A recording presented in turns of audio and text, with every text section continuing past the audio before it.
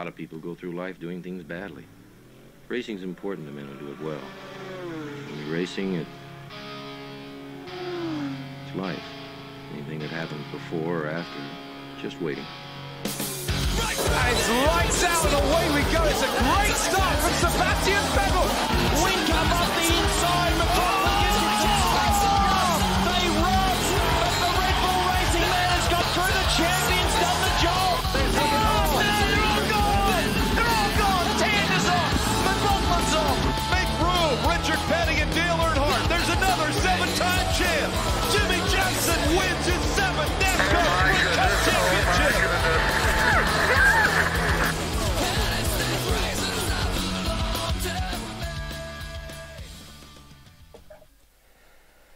Hello and welcome everybody. You are watching round 2 of the AMS Australia GT3 series. We're coming to you from the circuit Autodromo Enzo e Dino Ferrari.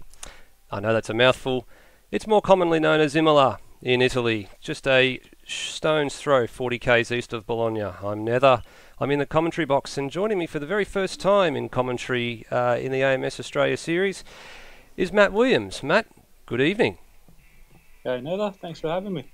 Now, you're normally a participant in this series, but taking a little bit of a break. Would you like to tell the good viewers why you're joining me today? I've just got a couple injuries that have been flaring up, and it's been a bit painful. Mainly under braking. I've got a bit of ligament damage in one of my ankles, so wanted to stay involved, so I thought I'd join you for the night. Well, we're more than happy to have you on board, mate, and all the best with your recovery. Hopefully we'll be looking forward to seeing you back out there very, very soon. Should be back out there Thursday. Oh, that's good. Good to hear. Now, just going on board here with a couple of the drivers and looking through across the circuit. We're here at Imola, as we said before. It's a circuit that is got a lot of history that goes along with it, and when we think of circuits that have got history, we talk about the likes of Bathurst and the likes of Spa. They've got plenty of history, but this place unfortunately has history for a lot of the wrong reasons as much as it has for a lot of the right reasons, and you and I both know what that means, don't we? Well, we certainly do. At Tamburello, I believe it was, there was... Tamburello corner is the one. The turns one used to be a flat-out corner. It's now a 3-corner chicane, and we unfortunately lost the great Ayrton Senna back there in 1994. But not only that, this place has got a lot of accidents littered all over it. But hopefully that doesn't make this any less a spectacle for today's race. We'll be looking forward to seeing. At the moment, we've got 19 GT3 cars out there at the moment. And this is probably the biggest field that we've had in the GT3. Granted, we've only had one round so far, and that was held at Bathurst a couple of weeks ago. And I'm sure I think you've got the points there in front of you, mate. So how about we do a quick rundown of the point standings and what the lay of the land is? The points from Bathurst, we've got Heath Dixon leading the way, 20 points. He's followed by Greg Nangle on 17. Aaron Thomas on 15 and 3rd. He's followed by Brock Harvey on 13 points. Baker has 11 points. Jamie Snow on 10. Dwayne Davies has got 9. David Kingshot on 8. Johnny, who came away from there, with 7. Myself with 6 points. And Sando in last place so far with 5 points. We only had a very small turnout for that last round. Unfortunately, we didn't have it streamed here on the AMS Australia broadcast. This is the first of the GT3 races that we have streamed. It's fair to say I think that round was actually planned to be a test round. No points available. But well, they actually ran it twice, didn't they? They ran it twice across the same night because they're so nice. They liked it. They did it twice. Had one start in the morning. Had one start at the normal time, which was good to see that people are enthusiastic about it and wanted to run it again. So absolutely.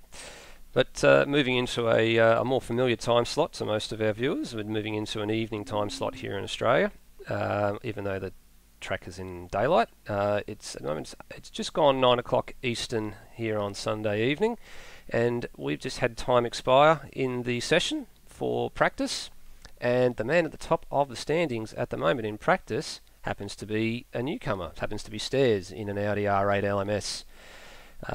His best time in that practice session was a 42.5, a 1 minute 42.5, a little bit off the current practice record, or the fastest lap that was set in practice during the week, of a 41.1, which belongs to Jamie Snow.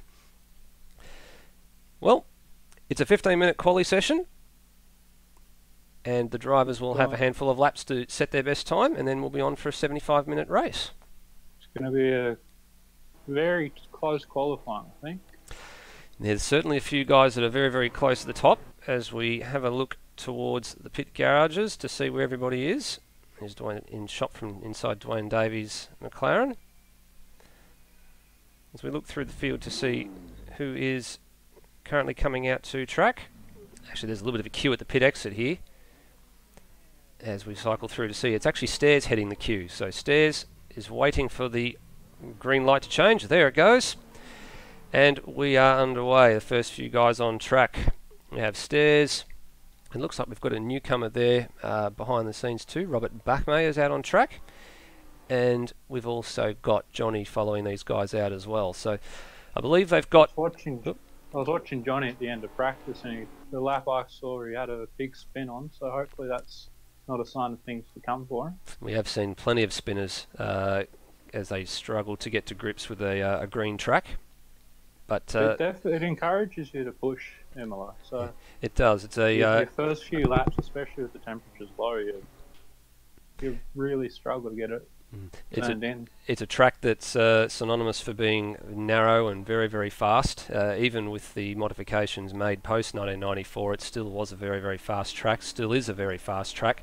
And you're right, Matt. It absolutely sucks you in to going faster and faster, and before you know it, you're on the brakes. There's actually a very, very hard couple of braking zones, one of which Stairs is approaching now, which is the Variante Alta chicane. Where the section they just went through is probably one of the hardest on the track to get right to. It's so easy to go wide after you turn right. There is Aqua Minerale, which is the difficult chicane at the bottom of that hill that Stairs just came up. Before coming up to the Variante Alta is definitely a little tricky sequence to get right. So coming through the last couple of turns here.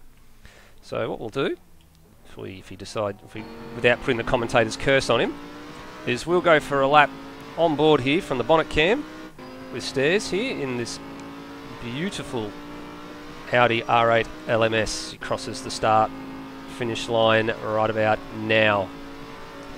He's on his way to Tamburello Corner, or what was Tamburello Corner, now Tamburello Chicane. And just gone a little deep, missing the apex there, but cleans it up. Back hard on the power. Now down to the Variante Villeneuve chicane. Quite a fast chicane, actually, can take a lot of curb and get away with it. Just gone a little bit wide on the exit there, but holds it. And this is turn 7, this is Tosa, this is the hairpin, and begins the climb up the hill. It'll be very hard to get this one right too. And go in too tight and lose your exit speed, or go in too wide and lose your entry speed. Yeah. That's exactly it. This is Piratella, and this is a very tricky corner. It sucks you in. You go always. A lot of people go wide at that turn. As you were saying before, you want to carry don't want to carry too much speed. Here's the double right-hander of Aqua Minerale, and continuing to go up the hill under the bridge here, and now the approach to the Variante Alta.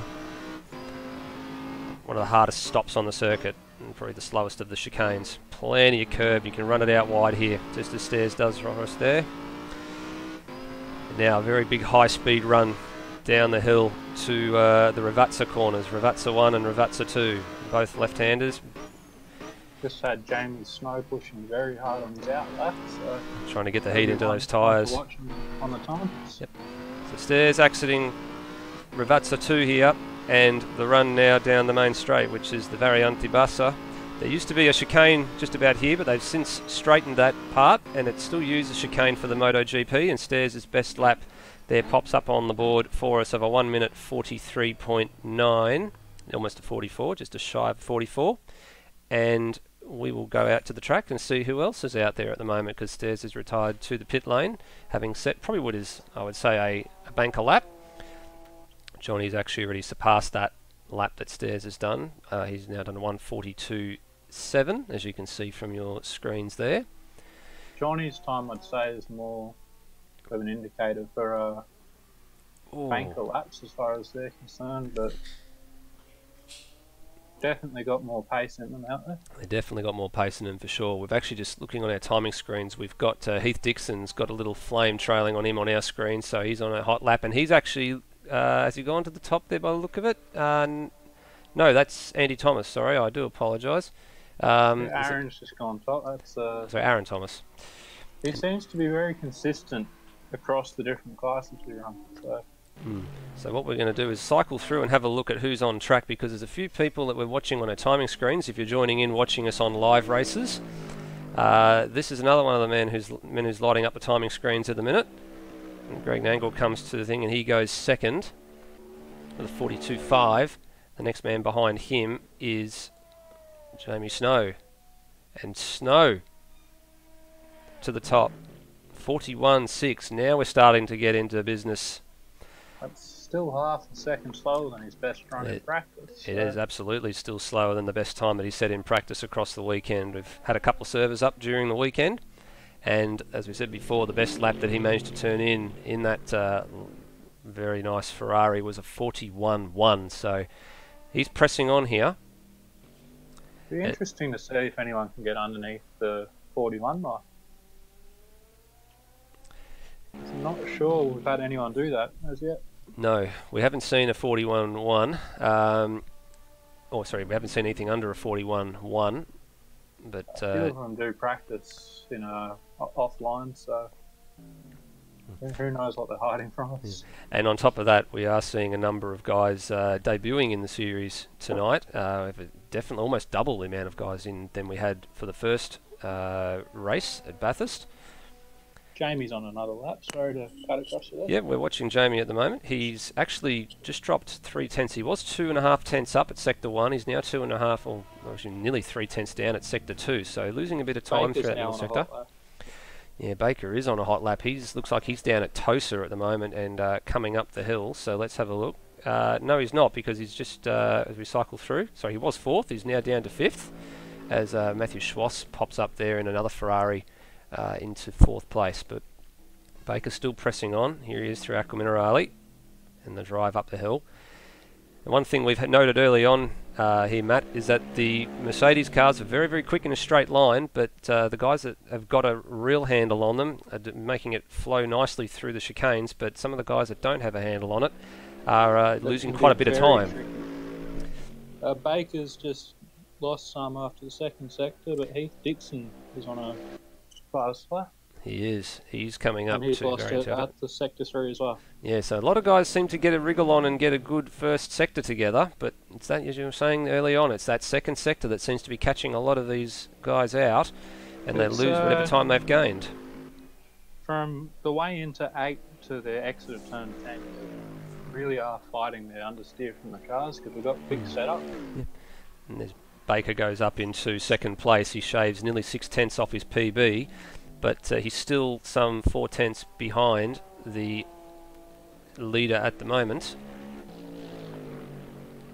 Jamie and Nangle are on fastest laps here. And this is Jamie again. So Jamie's actually maintained his advantage through sector 2 this time, so he's 2 tenths up. Oh, he takes quite a lot of curb on the exit of the second part of Variante Alta there. So will that hurt him when he comes to the line? Baker's on another hot lap as well, so he's just come out of Tosa again, heading up the hill to Piratella. We'll stay with Jamie Snow for the moment. This man, a bit wide there. Yeah, a little bit wide there again. This man has a reputation, he claims, that he's trying to shake, of binning it quite regularly. He's very, very fast. Only had a wheel for a very short period of time. He improves his time. He's down to a 41.279 now, so getting closer to that benchmark time that he set in practice earlier in the weekend. And we'll see how far he can get down. He's still got just over 6.5 minutes to get that time. It's definitely not out of reach. He's pressing on here. A lot of rubber on the track too at the moment. So. It is. We've got most of the cars on the track at the moment. Oh, just a little bit too wide. No, that's going to hurt his lap, I think. Oh no, he's still 16/100ths up, but probably going to be hurting a little bit because of that little trip across the gravel. It was definitely unintended. It is a very short short straight, that one between the two corners, so shouldn't take too much off the lap time, but I'd be surprised if he goes fastest again here. Yeah, I would be surprised as well.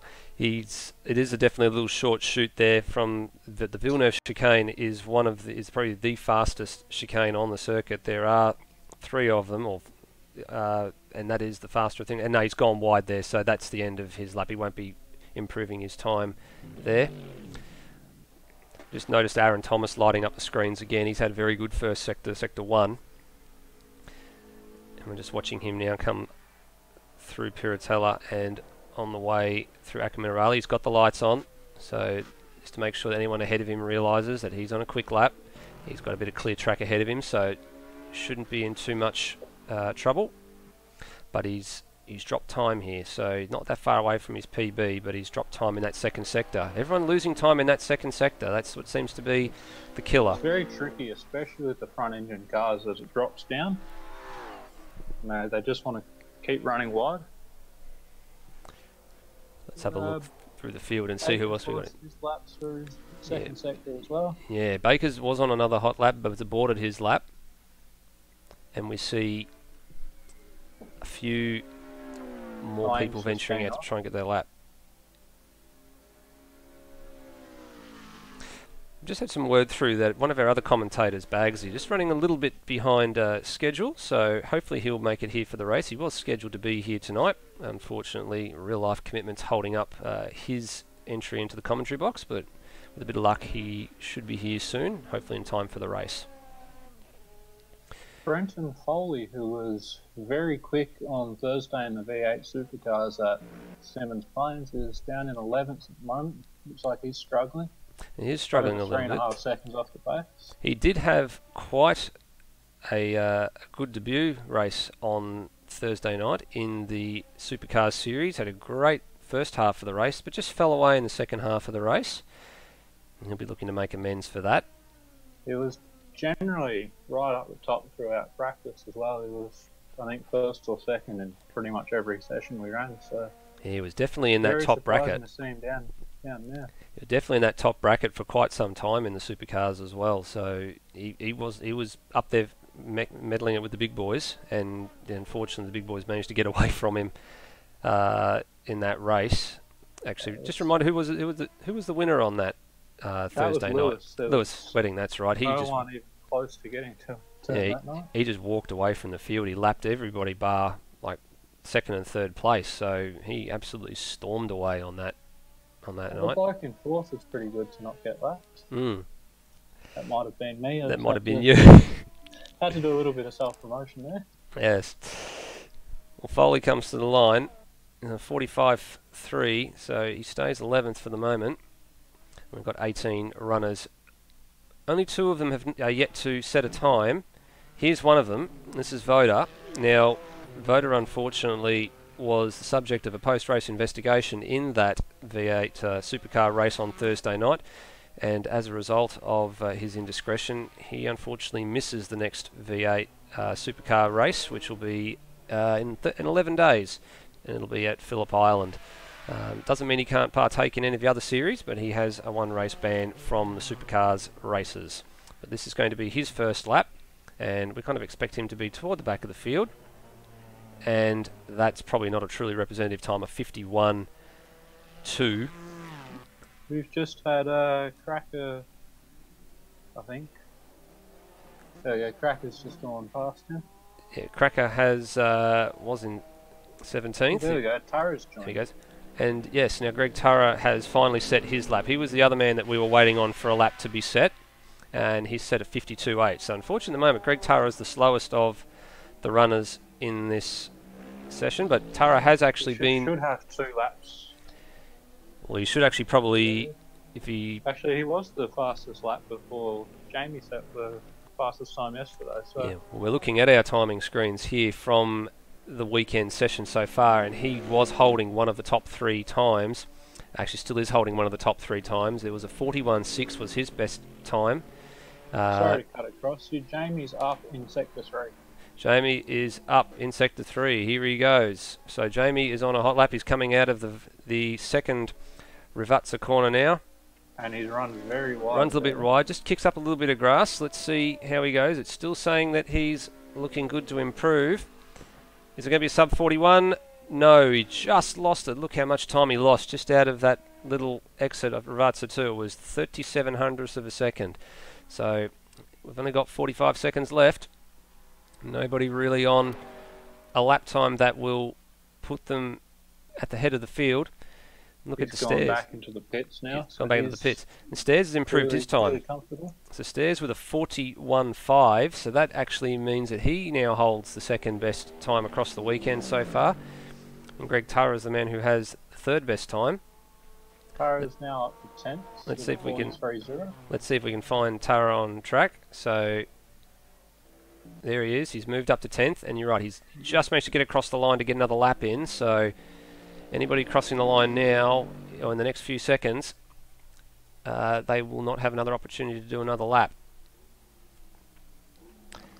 The 11th place. Luke was the last one to cross the line there. He'll be the last one He'll to set be the time. very much trying to keep this, get at least a half a second from this lap to move up into the top 6 or 7 range. And we mentioned him before, and joining us in the commentary for some special comments, Lewis Wedding.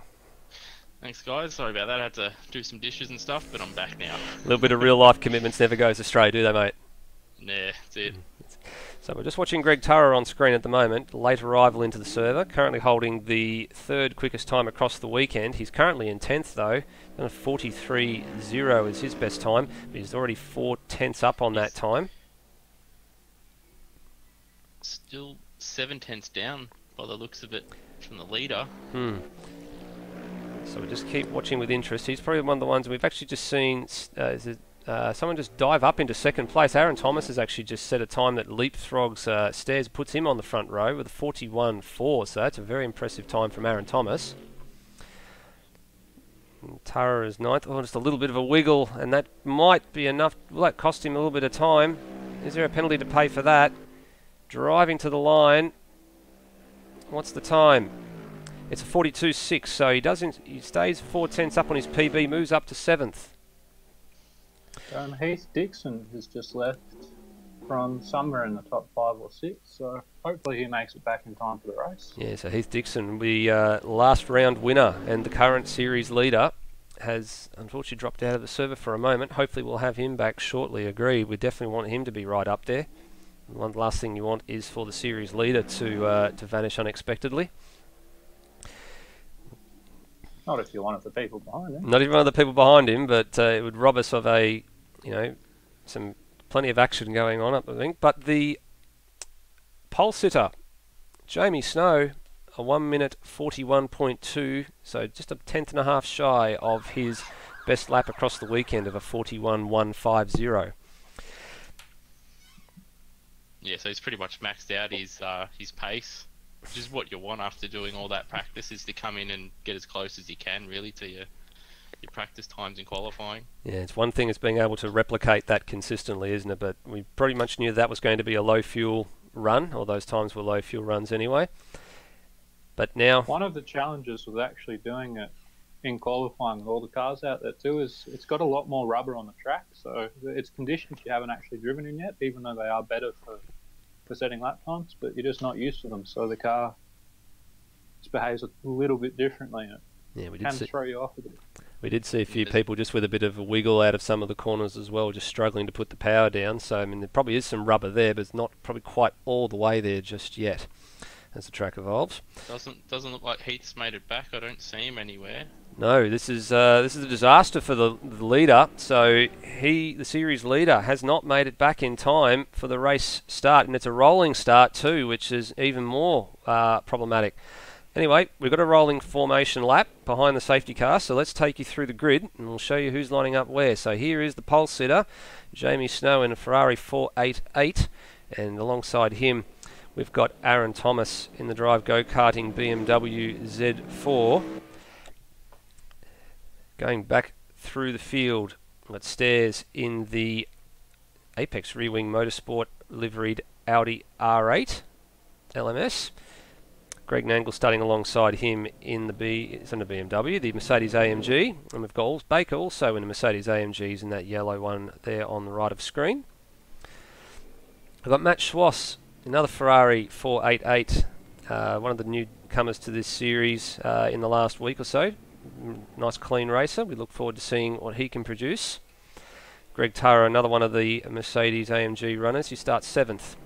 Johnny is I think it's fair to say, is he the only, yes he is, he's the only Porsche runner in this GT3 series. He starts 8th, the sole Porsche. Brock Harvey here in the Drive Go-Karting Aston Martin DBR S9. Luke, another of the Mercedes runners, in 10th. And Brenton Foley, another Ferrari 488, starting 11th. Now, Dwayne Davies is supposedly missed the start. He was starting 12th. He's starting in the pit lane. So that's a shot. There's another car in the pits with him as well. Yeah, he and Brian Walsh. So Brian Walsh is starting in the pits as well. So Walshy was meant to be starting 15th. So Philip Boak is 13th in the Z4. David Keane 14th in another one of the Aston Martin DBR 9s. And there you are right. Brian Walsh is there sitting behind in the pit lane. Cracker, another one of the Mercedes AMG runners.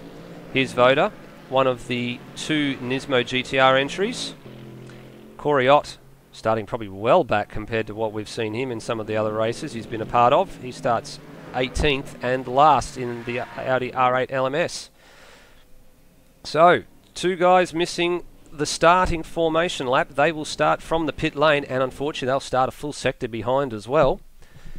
And we've got lights out on the pace car as we've coming out of Rivazza 2 and down the Variante Bassa. Are we going to get the green flag? They're lining up. And we are away in this 75-minute Enduro. And look, Stairs is already menacing the back of Jamie Snow's Ferrari. We've actually got a race control penalty for Corey Ott already for a 10-second stop and go. I wonder what that's for. But in the meantime, on the run down to Tamburello, side by side, Jamie Snow and Aaron Thomas, they give each other some room. This is an endurance race, so you don't want to be taking out somebody unnecessarily so early. But Jamie Snow prevails. And look at a lot of respect shown between them there, which is good to see. A lot of respect shown, and also back in the pack there's a lot of respect going on as well, and a lot of to and fro. But Jamie Snow leads the train up through Tosa. Aaron Thomas has a little look as they navigate Tosa. Having a look at the replay, sorry, and the reason Corey's got a penalty is Voda's slowed down before the start finish straight, and Corey's passed him before the green flag, I presume. Oh dear, so that potentially is on Voda there as well. It may not necessarily be Corey Ott's fault, but nonetheless he's got a 10-second stop go that he's going to have to serve, and I think there might be a little stewards inquiry after the race about that, or a complaint to be made to the stewards after that. But that's still 75 minutes away, or better part of 75 minutes away.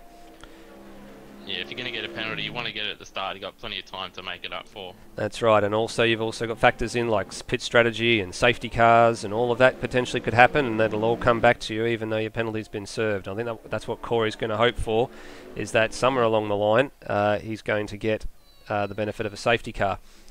He's been very aggressive trying to get up the field now to try and cancel that penalty out a bit. He's right behind Johnny at the moment. He is. Over the back, he's just got through after it. Yeah. Come on off the track there. Yes. Luke was off the track. So it's all happening down the field. It is all happening down the field. It's a big long train at the moment, so Jamie Snow's just skipped away. Luke is also in the pits. Alright, so Luke in the pits as well, and yeah, we've stop go as well. Yeah, and we've got a couple of guys in the pits as well now. So just fill me in, guys, when you see who's in the pit lane, if they're serving any penalties, as we keep an eye on this action up the front as the field starts to string out just a little bit. 2 Mercedes have had a spin at the first chicane, Cracker and Nangle. Cracker and Nangle. I don't know if they're related. I'll go back and have a look at the replay, but they're both off at the first chicane. They have dropped down the field, and they are still fairly close on track. And here's Dwayne Davies. So just to show you how far he's behind, he's only just down at Tamburello corner now, and all the other guys are coming through Tosa and going through Piratella, which is at the top of the hill. And that just goes to show you what starting from the pit lane does. It puts you, better part of a third of a lap behind. So Dwayne Davies got a lot of work to do. Still most of a first sector behind. Yeah, majority of the first sector, but hopefully that that white and red McLaren there can get up the field or get a bit close to the back of the field, but I think he's going to be relying on some safety cars to hopefully close his gap down to the man ahead in 14th place, happens to be Greg Nangle. Yeah, going back to Greg, he actually was right behind, I believe, Stairs, and Stairs ran a little wide in the first chicane and caught Greg out, and he's actually got damage to the front of that car, and the spinner to the other Mercedes, that was unrelated. There we go. So, a couple of little unrelated incidents.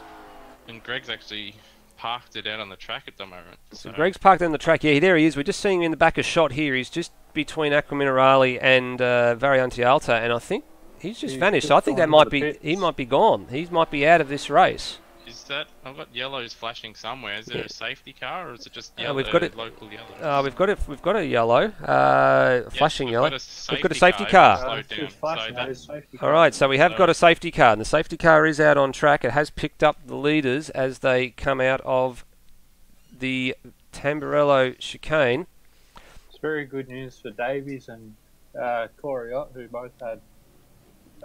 Davies started from the pits, and Davies and Walsh started from the pits, and the guys that had the stop-go penalty as well. We were just actually had a look at Coriot before, who was actually right up behind Dwayne Davies after serving that stop-go, so that gives you some idea of where he came out as a result of all of that.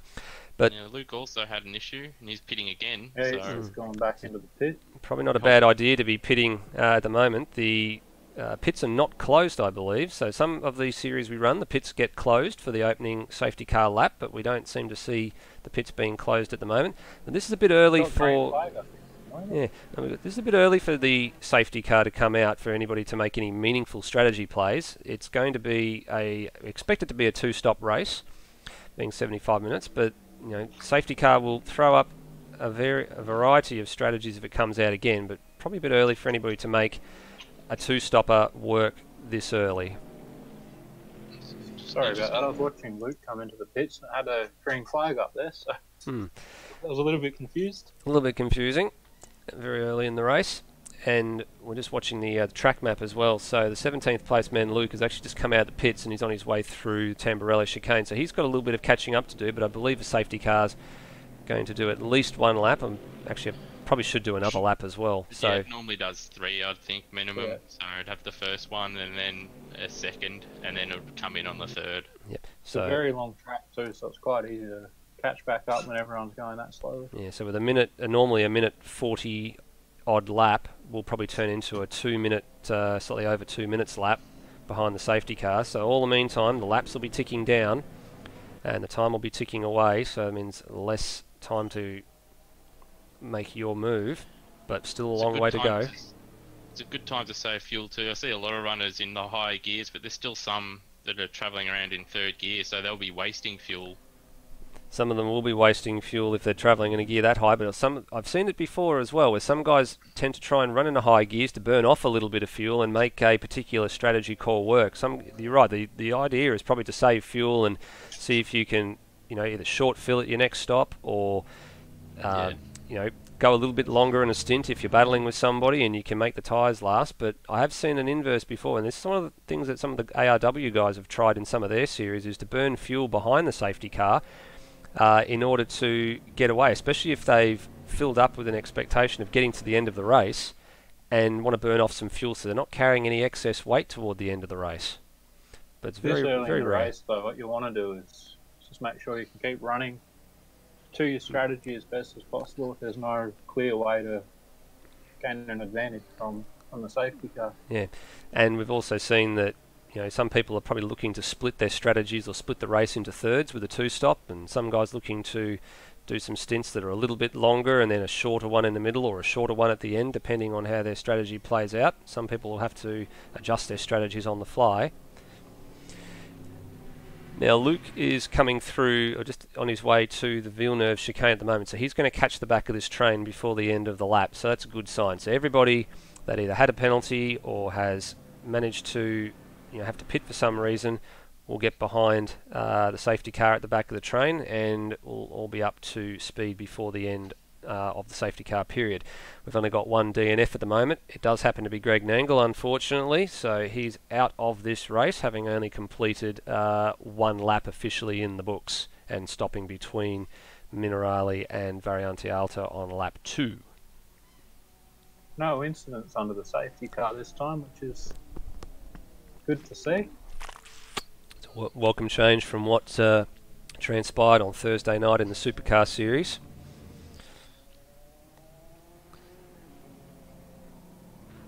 A lot of the front runners at the moment pulling the clutch in while in 6th gear and rolling it down the hill to save as much fuel as they can at the moment. Well, this is the spot where you want to be doing it, coming out of Variante Alta and just coasting down to Ravazza 1, Ravazza 2, and then he'll be on the flat for a little bit. Aaron, he's the biggest proponent of it at the moment. He's using that he's pulling that clutch in as often as he can. So perhaps if he can save a lap here or there, you know, with refueling in these cars, it actually takes quite a while to refuel them. So saving 1 lap could, if he's close enough, net him a position. That's right, and not only that, the pit stops in this series, not everything happens sequentially either. You know, tyres are done separately to fuel, so a pit stop can take quite a long period of time. And you're right, saving a little bit of fuel here and there could save a second or two at the end of it, and that's all it takes in some cases.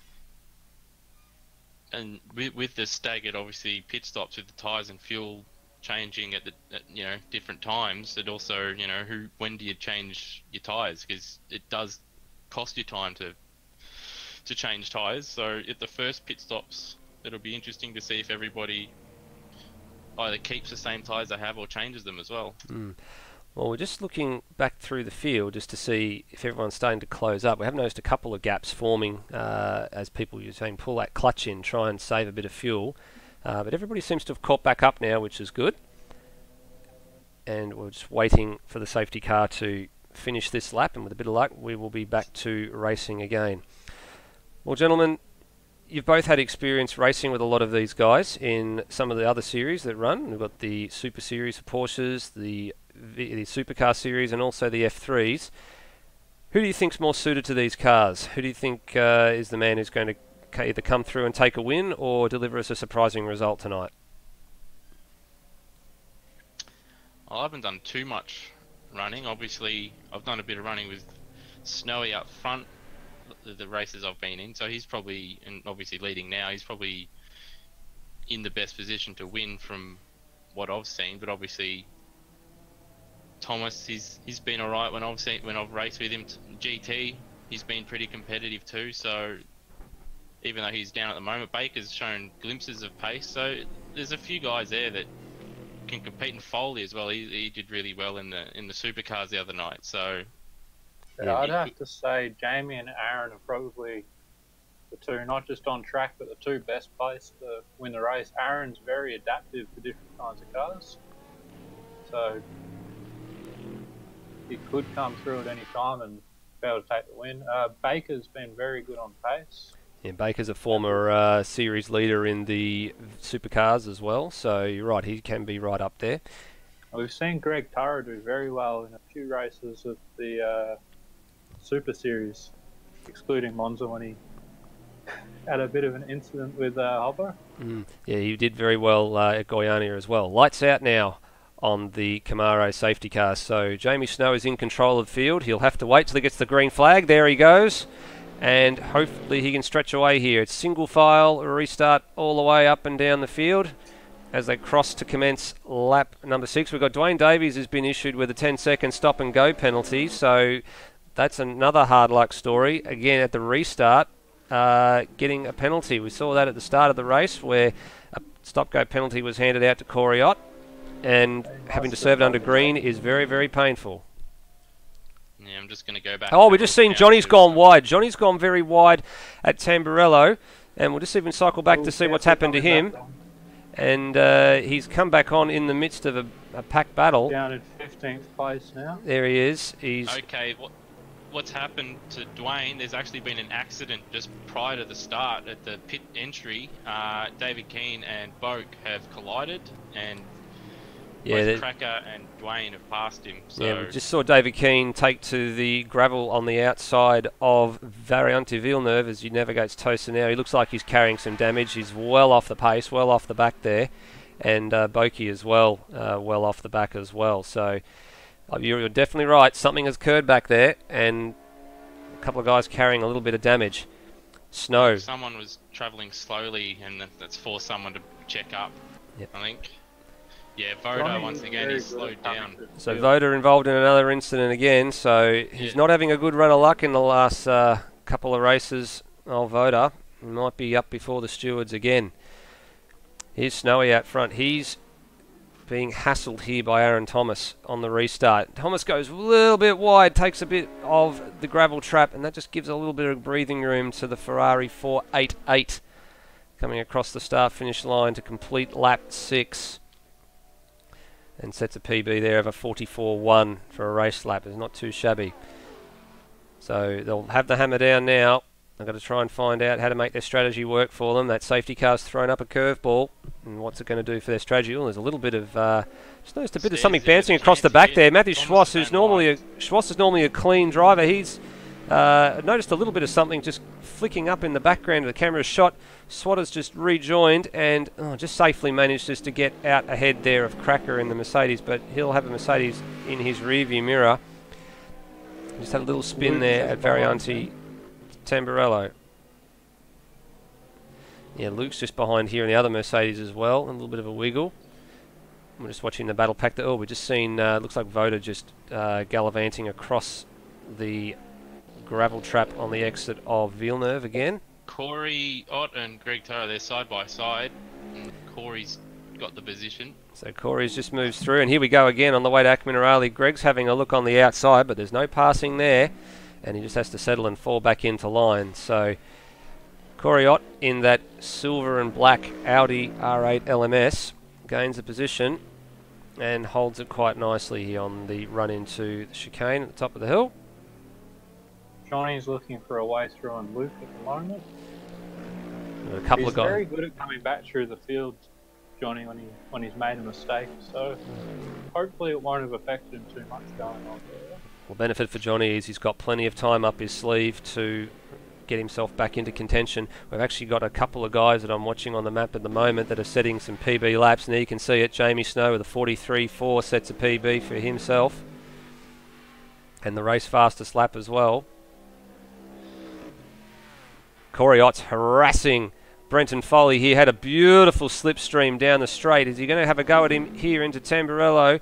He's side by side. Brenton gives him the room, and that is job done. Corey Ott making the door to Tara here as well. Yeah, Foley's got Tara for company, and that Mercedes, as we pointed out, all the Mercedes cars are very, very quick in a straight line. But in this little technical section, but Foley's gone across the gravel there. Oh, that's a gift, an absolute gift to Greg Tara. So not a good couple of corners for Foley there. He was swallowed up by Corey Ott with a beautiful slipstream manoeuvre down into Tamburello, and then runs a little bit wide on the exit of Villeneuve and cedes position to Greg Tara. And Tara just goes a little bit wide there. Just gone off and given Cracker a play. So a little bit more argy-bargy back and forth in the field. Sorry, that was Phil Bokey's given the place to. Bokey's recovering from that restart incident as well. The front three have closed right up, so Jamie on this lap's either made a mistake or Aaron and Stairs have just had a really clean lap here. Yeah, we're having a look at the sector split time. Jamie Snow doesn't look like he dropped too much time in Sector 1. I think it's just Aaron Thomas had a brilliant Sector 1, some 6/10 quicker than Jamie Snow's lap, and Stairs had a very, very impressive middle sector of 33.9. Turn 1 here too. So is Thomas close enough? Thomas with a 42.4, and that's why he's got a slipstream. He's got to run down the straight. That Ferrari does generate quite a hole in the air, and here's Thomas, makes the inside move stick. Gap was just right for the pickings. Jamie Snow tucks in behind, but Aaron Thomas in that BMW Z4 goes to the lead for the first time. And Jamie would be smart to just follow him around now. We've got plenty of time before he needs to try and do anything to get the pace back. So it's better off just using Aaron's pace to try and get away from the Stairs behind them. Yeah, Stairs in that Audi R8 on debut in this series, doing extremely well, sticking with the front two guys, and they've actually formed their own little train and have got a little bit of a gap over the guys ahead of or behind them. The Brock Harvey is the man in 4th place. So these Aaron guys, Thomas just seems to be getting away here, though. he is. He's just starting to inch away, and just got that BMW working absolutely beautifully at the moment. I believe Baker's actually made a mistake and has dropped behind Brock Harvey now. Yes, Brock Harvey is 7 seconds behind this leading trio at the moment, and you're right, Baker was up there in fourth for a little bit and has fallen behind Brock Harvey at the moment. He's actually got Corey Ott closing in on him as well. I just noticed Corey Ott is closing in on Baker. Let's go back to that shot there. Corey's got the lights on, so when anyone's got the lights on here, it means they're in business. They've got business to attend to. But the Mercedes should have the legs down the straight here. Baker gets a good exit, but I think Corey got a better exit. And have a look at this. The Audi is tucked up under that rear wing of that Benz. He's just practically, just almost ready to give him a little kiss on the rear bumper. Baker's giving him the space. Is Corey going to get the move done? Under brakes. That Audi's very, very good under brakes. And he makes it, just a little wiggle, but he makes the move, and that's a very, very impressive move from Corey Ott to make that stick. So after recovering from a stop-go penalty at the beginning of the race and getting a safety car intervention, he's moved up the field, and he's in a position where we're probably familiar with seeing. The person who's come out worse from that safety car is definitely Dwayne Davies. Dwayne Davies definitely has. Where's he at the moment? He's down in 17th and the last runner on the field at the moment. Well over a minute behind Aaron Thomas and the lead trio. So another one that'll be preying on a safety car intervention as well at some point to get back towards the front of the pack. Foley and Schwass at the moment. Hammer and Tongs at it in the two Ferraris for 8th place at the moment. They're very close, here they are, and sometimes it's difficult to tell the Ferraris apart because all the guys that are running the Ferrari 488, and we've got 3 of them in the field, they all look identical. No race numbers, just a plain red livery with Ferrari across the windshield, so telling them apart sometimes can be difficult. We only have to rely on what's written on your screen there, and you can see we're following Brenton Foley at the minute. He leads Matthew Schwass in this battle for 8th and 9th. Corey Ott's caught right up to the back of Brock Harvey now. So Ott's not wasting any time. Let's go forward and have a look. Tara is very close to Baker. He won't be making a move just yet, but he's definitely coming through the field. We're watching this Audi. Look at this slipstream. He had another slipstream on Brock Harvey, and that Aston Martin was just pickings down the straight for Corey Ott. Walked straight past him. That Audi has got some pace. Corey on that lap was the fastest driver on the circuit. He's faster than even Aaron Thomas. He was too on that particular lap. He was by a tenth of a second. He had was the best lap that time around. Aaron Thomas still has the race best lap of a 42.4, which was the second lap after the restart. And you can see on your plenty of time to catch up too. They're not very far behind those. Jamie Snow's ended up behind Stairs somehow. I have to go back and see what's happened there. Yeah, so we've missed that, but Stairs and another one of the Audi R8 runners has slipped ahead of Jamie Snow. The battle's not over there yet. Corey Ott, though, look at the position indicator on screen, up 14 positions from where he started. We know that he didn't get very much practice, but he's really on a charge moving toward the front of the field, and it would be interesting to see how long it takes him to catch Jamie Snow at this rate. Well, Jamie, what happened? He lost it at the first chicane, ran wide, and Stairs got the position. And then the next chicane, at the Villeneuve chicane, Stairs himself got a bit wide, but so did Jamie, and they both sort of clumsily rejoined the track. Well, Jamie just had a little bit of a wiggle on the exit of Ravazza 2, and that gives a little bit of breathing room to Stairs, but that Ferrari still had a better exit than the Audi ahead, and going to have a slipstream here up the straight. Closing. Stairs go defensive. No, they both stay to the racing line. Oh, that's a late move! Oh no, and there's Jamie Snow's turned Stairs around, and he'll have to concede that position. They looked like for a minute he'd fly off one of the cars there, so one of them. Yep. Well, and there goes Corey, and there goes Corey Ott. So Corey's got position on Jamie as well. We've actually got a yellow flag out there. We've got a flashing yellow flag, so I take it we're going to have another safety car by the look of it. I'd expect if we do see safety car to see several people come into the pits. Yeah, And actually, and there's Brenton Foley's already in the pit. Yeah, Brenton Foley I think's already in the pits as well, from what I can see. Or so is Greg Turra. He's also in the pits. Yep. So these guys are taking advantage of this. You're right. The safety car will be deployed this time around. So it's everyone needs to hold station. There's no passing now. Aaron Thomas had got himself a 7-second lead after all of that. He'd absolutely walked away from the guys behind him that were battling, so a devastating blow to him. He was looking super. This wasn't necessary to attack yet. It wasn't the right opportunity. I was watching it. We had it on screen. We'd see that Jamie was closing in on Stairs, and it looked for a minute like they were going to both stay on the racing line, and that Jamie was going to just hold station. And then he saw a slightest gap and he went for it, and I just didn't think the move was there. Wasn't alongside him, and unfortunately tipped him into a spin. So, oh, here we go. Aaron's in the pits. Aaron's coming into the pits, so he's using this safety car to pit. Looks like Stairs. And Stairs is taking the opportunity as well. So Jamie this stayed out, which is surprising. Yeah, so obviously some guys trying to stretch their stops a little bit. I think give time also for Stairs to repair any damage he has as well. Yeah, depending on what damage Stairs has, it's probably an opportunistic time, seeing the safety car's going to do 3 laps anyway, while the stewards or the marshals clean up the mess at Tamburello, and while everybody gets back into position. And I think going back to that incident, I think obviously Jamie's had a couple problems into turn 1 through the race so far, so it might have just been, maybe he wasn't going for the overtake, he just, you know, came in just 5 metres too late.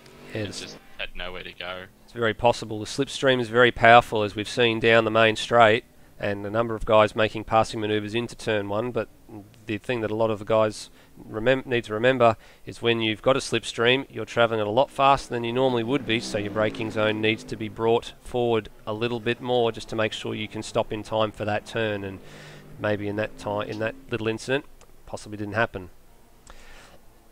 So a couple of runners are still in the pits, and they're now exiting. So Aaron Thomas and Stairs are exiting pretty much almost together. So I take it Stairs probably didn't have too much damage. He's come back onto circuit, not too far behind where Aaron Thomas was. So probably not a great deal of problems for that team. Brian Walsh between them. And Brian Walsh is between them. From another safety car to catch back up. Yep, so that's a benefit for Dwayne Davies. Hopefully the restart goes a bit better this time, but he doesn't have Voda in front of him this time. So. We'll be watching with interest. The Voda's behind the safety car at the moment. I'm pretty sure he should be passing it. I don't think he should be leading. Yeah, the you are. field. You are allowed to pass the safety car. It's the leader who has to follow. It should be saying on his screen to let him through, to overtake. That should be allowing him through, so I think if the message needs to be passed on from the race control, it probably does, so someone needs to let him know, and one of you gentlemen may want to let him know that he does need to get past that safety car and then catch up to the back of the field, because if he doesn't, he's going to be a moving obstacle for these guys. Let's just see if he peels off in the pits. No, he doesn't. Oh, here goes Jamie. Is that Jamie peeling off? Yes, it is. Jamie and Brock and... Yeah, Jamie, Brock and Baker we just saw on the back of shot going into the pits there. Another one of the Ferraris is in as well that I could see. Yeah, everyone's pitting at the and moment. Everyone's pitting. Johnny, Keane, they should have pitted a lap ago. This is going to cost them a lot of positions and time here. It will. So there's only the 3 guys that have gone through. So Phil Boak in 3rd, Matt Schwass in 2nd, and Corey Ott in 1st are the guys that have stayed out. Corey obviously one of the ones that did stop on that first run of the safety car. But you're right, this is going to mix up the order quite substantially. Cracker's actually ahead of Aaron Thomas here, so that straight line speed of the bends on the restart may present some problems for Aaron Thomas, but it also might present him with a decent slipstream as well. Voda's said that he hasn't been told to overtake the safety car, so I'm not sure what would be going on. Alright, so if that's the case, Voda's peeled off and he's parking on the grass now. Alright, so Voda behind the safety car. Hopefully he doesn't end up causing a club in this restart. Dropping to the back of the field. So he's pulled over, so we want to be careful of wherever he's pulled over on the circuit, because if he's pulled over on the circuit in a spot that's going to cause problems to everybody, then the safety car will be forced to do another lap. He's on the grass too, so this is not ideal for Voda. Well, here's Dwayne Davies. He's actually pitting again, and he needs to catch. Jamie Snow's lost it behind the safety car, trying to catch up. There he has too. We have just cut to him as we're going to there. He was on just before. Who's that going on? Brock Harvey's gone wide and hit the wall at Tosa at the hairpin. That's not what you want to be doing behind the safety car. I mean, these guys are pushing to catch up to the back of the safety car, but they've still got another lap before the safety car goes in, so they don't need to be pushing that hard. Yeah, there's certainly no need to be pushing, as hard as you can, like maybe 80%, and you'll catch up to it. So I was probably trying to get some heat into those tyres as well, because behind the safety car they will lose a fair bit of temperature. But I mean, as you're saying, you don't need to do it at that alarming rate of knots and cause yourself some more damage. I mean, just see a little bit of damage on the front right corner of that DBR S9. Hopefully nothing major there to be slowing him down. No, I hope not. This looks to be superficial at the moment. And everyone's starting to catch up. Dwayne Davies has now exited the pits. He's now between on the Tosa and Puritella coming up the hill. So he'll catch up to the back of this pack quite quickly. And that's a free kick for him, because he did have that stop-go penalty at the start of the the end of the last safety car period. Phil Boak in the pits again. And Phil Boak is in the pits. So it's probably not a bad idea for Phil Boak to come in at this time, because he's got a bit of a gap to feed into when he comes back out. Probably just a top off of fuel, but he wasn't one of the ones that has stopped. He will catch up to the back of the pack, but it does put a few people on some varying strategies now. This is the third safety car it is, gentlemen, I believe. Yes, third safety car. Second? I think second. We had the rolling start. We had the rolling start. We had one not long after that, and no, you're right. It is the second safety car. Thank you for correcting me. It doesn't look like Harvey has any steering damage from that contact with the wall before. No, he's not crabbing down the straight. I'm keeping the wheel's perfectly straight. I'm on board with him at the moment. So. All right, so that's a positive for him. So we just cycle through the field, just having a look at all these guys catching up to the back of the pack. They just need to be careful, some of the guys that have just been racing to reach the back of the safety car, that they don't run into anybody else. So Coriott's going to have to sprint now. Obviously, he has not pitted. Wayne and Matthew Swass hasn't. I'm not sure if Cracker has or not. I don't think he's pitted either. So the first three at the start have to make up a bit of time. They do. And we're just going to have a quick cut back here to Dwayne Davies. He's just coming out of Tosa and running up the hill, and behind him is Voda. So Voda's now officially registering as one lap down because of what he's done behind the safety car with letting everybody through. He was going to be a lap down anyway, but he's now officially a lap down. He may have got nervous after he was told to check if he was allowed to go through past the safety car. He may have just got worried that he was going to get another penalty for something behind the safety car. So. Yeah, Phil Boak is racing to catch up to this pack as well. The pack just coming through the Variante Alta chicane, and he will catch them. And Phil Boak's coming through the bottom of the hill through Aqua Minerale now, so he should catch up.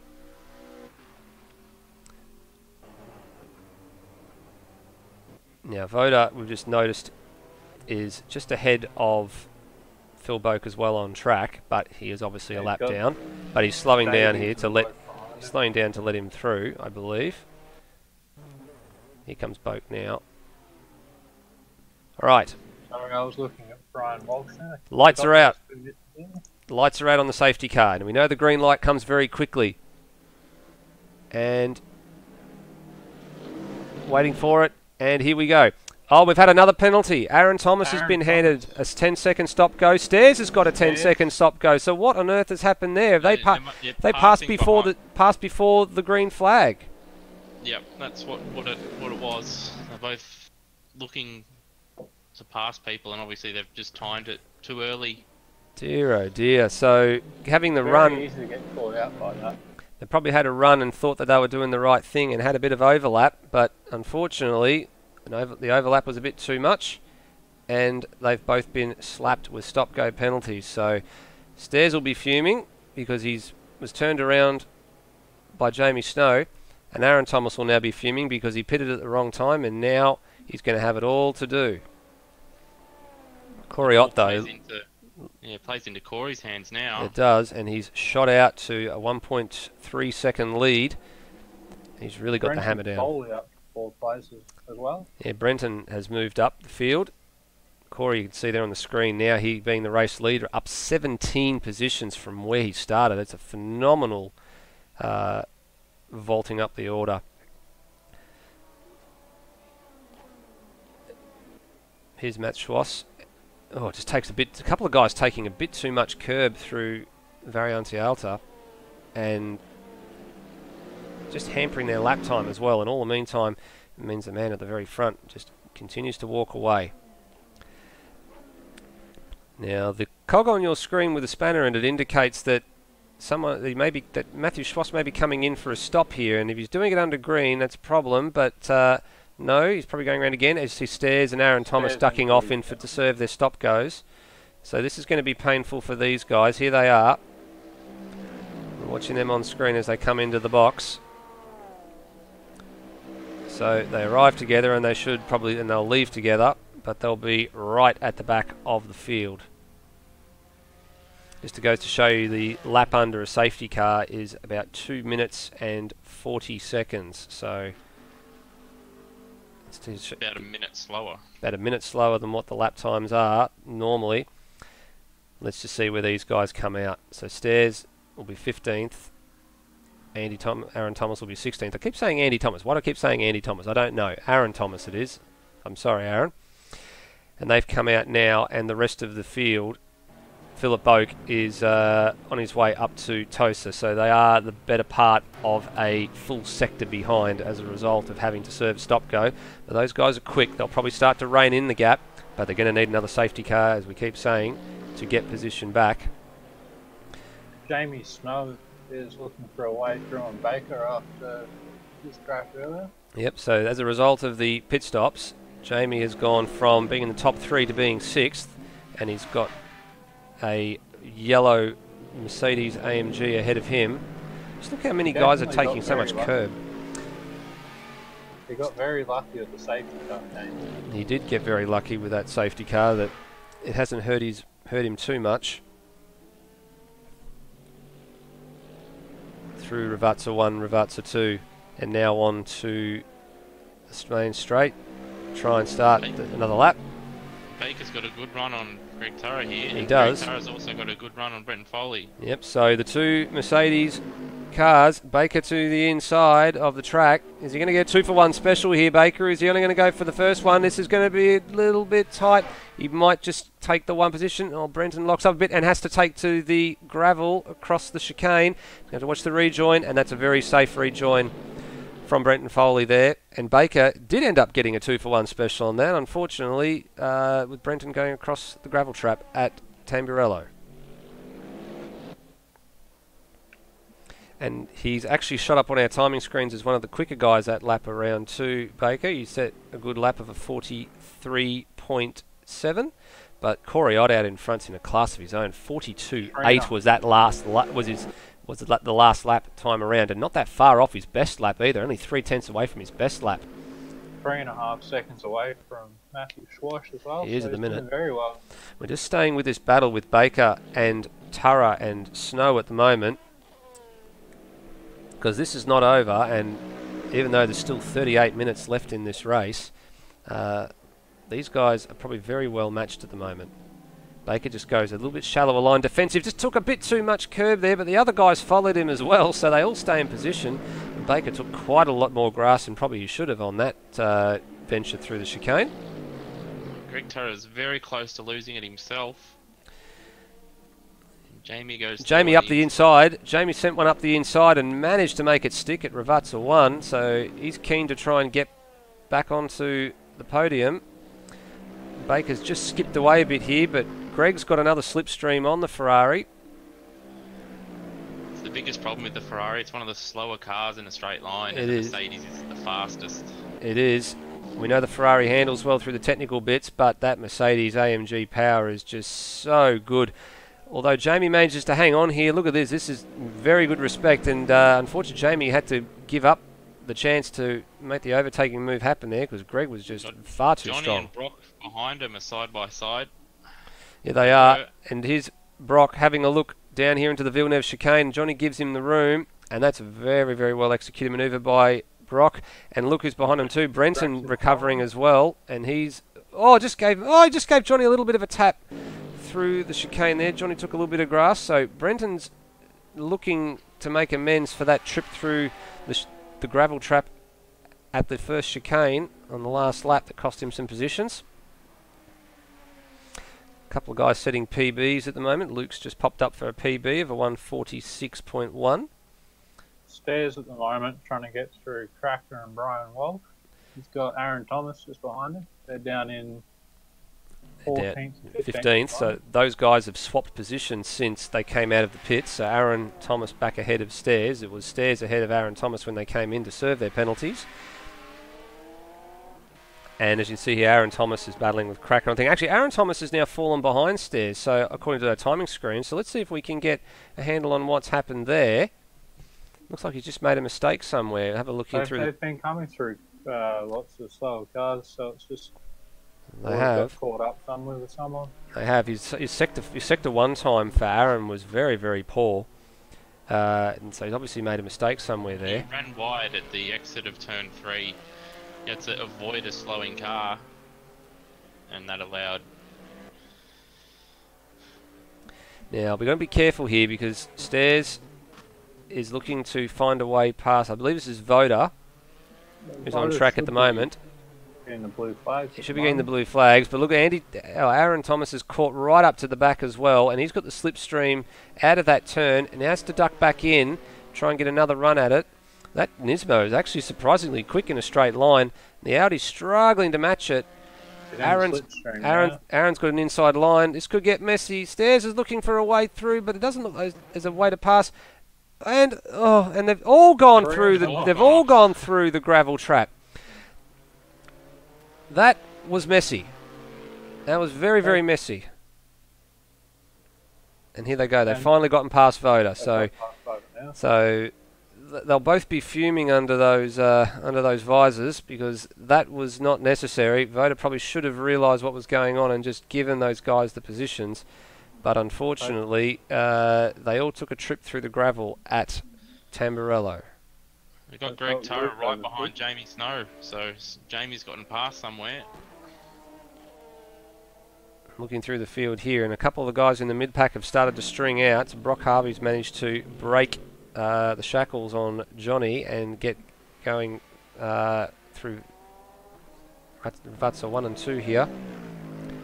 Coriot is in the pits. Coriot has pitted. So here we go. So Corey's trying to split this race now. So as they all come past, they'll gain a position. So Greg goes up to 4th, Jamie up to 3rd. Well, who's this they're navigating here? That's Luke, I think, is it? One of the Mercedes cars. It is. That's Cracker. No, it's Cracker they've just navigated. I think Matthew Swash must have came through the pits as well because Baker's now only 1.8 seconds behind him. Yeah, so Matt Schwass was behind. Matt Schwass was behind. Oh, Tara has a moment on the exit of Villeneuve there. No, Schwass was behind Coriot for most of the restart, so I haven't seen him tour the pits yet, so it will be interesting to see what lap he elects to come in on. Very impressive if he's made it last this long. He's very impressive. And Aaron Thomas have now passed Coriot in the pits.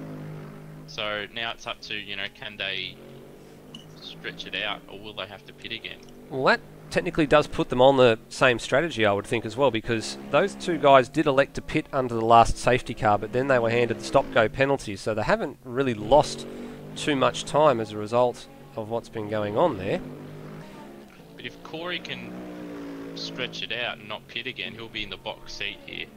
And that's the thing, they extended this time race from 60 minutes originally to 75 minutes to try and force a two-stop race.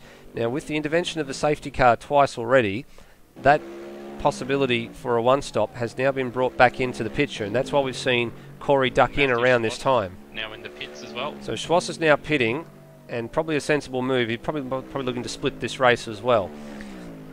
It's just going to be interesting to see how the strategies play out. Some guys committed to a two-stop strategy early on, and the guys that decided to stay out have now brought themselves back into focus for a one-stop strategy if they can make it work. There's still just under 32 minutes to go.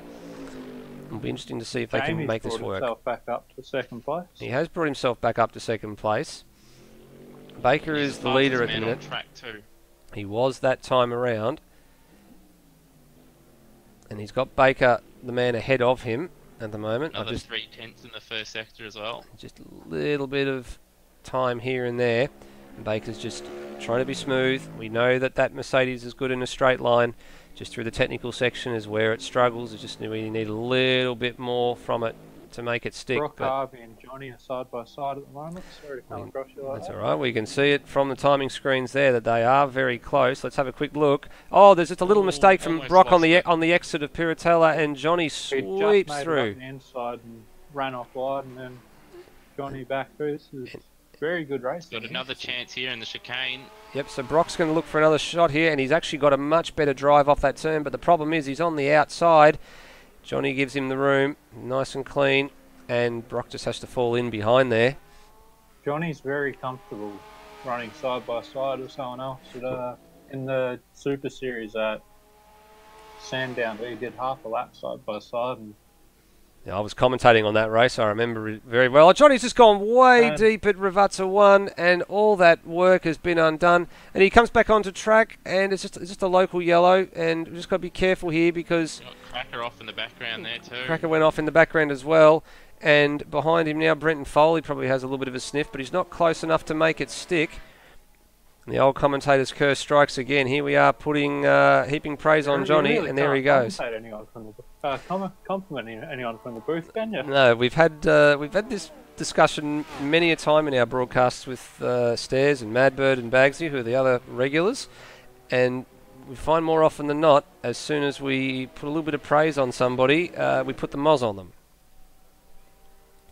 I think you just praise everyone and just hope for the best. I think. Just hope for the best. Unfortunately, some people deserve more praise than others, and some people deserve a little bit of reprimanding through some indiscretions that we see on track. Johnny just struggling a little bit at Tosa there. Dwayne Davies in the pits, and Aaron Thomas and Stairs are still battling at it at the moment. I think what they should be doing right now, I reckon Aaron should probably just back off a bit and allow them both as he goes up the inside. They've caught up a lot to Luke, so they were about 10 seconds further back last time we had them. Here they are. In the long run, they're not racing, Luke. What they should be doing is not battling each other, just stay, nose to tail, and just go for lap time, because they've got to make up a bit of time now if they want to get something out of this race. They have got to make a bit of time. They should be just trying to pull each other back up the field still. Well, that's what the slipstream is for, up the main straight, to try and gain a little bit of time. As we're watching Aaron Thomas and Stairs on screen here, they've got a little bit of separation, which is good to see. They're not trying to trip over each other. As we're saying, that's the last thing they need, is to start tripping over each other. Interesting just to see the different lines that they both took through the Variante Alta chicane there. Aaron, very, very smooth.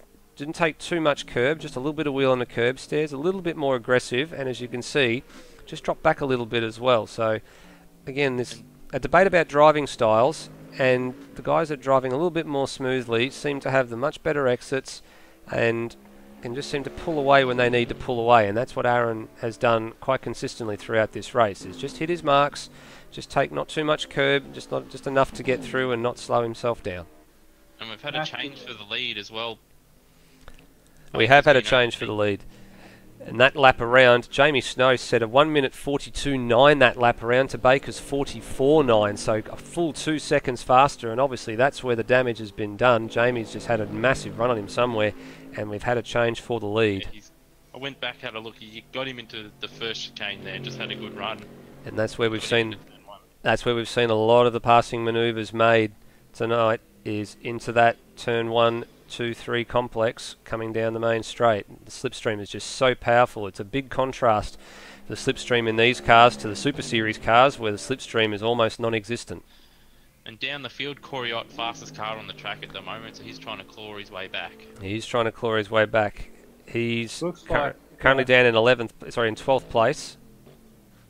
Looks like Matthew Schwash has had a problem since he pitted. He's now almost a minute and a half down on the leaders. He is, I and think he came in from the top 3, didn't he? he did come in from the top 3. He's now down to a minute 30 behind the leaders. I wonder what's going on there.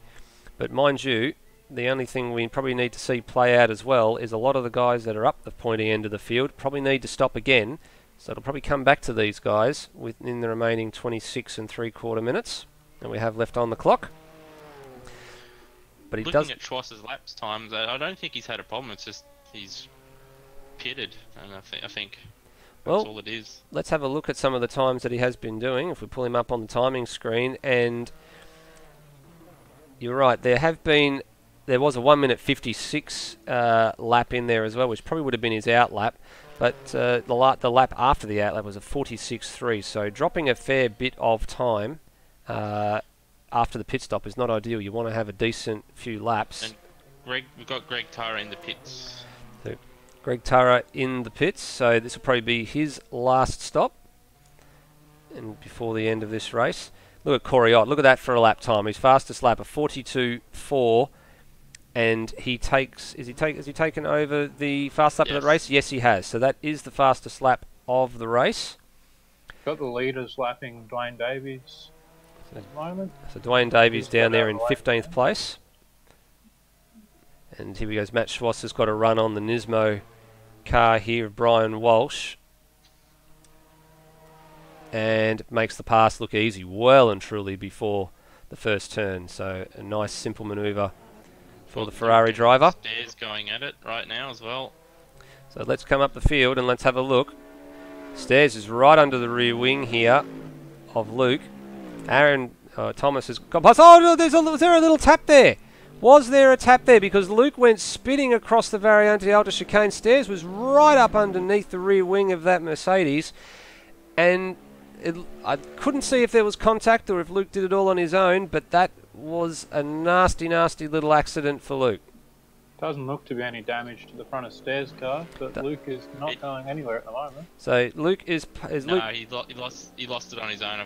He's just taken too much curb or just outbroken himself, and the rears have locked a bit, and he's just gone straight around. So there he is. He's gone straight around. He's parked on the outside of the Variante Alta chicane.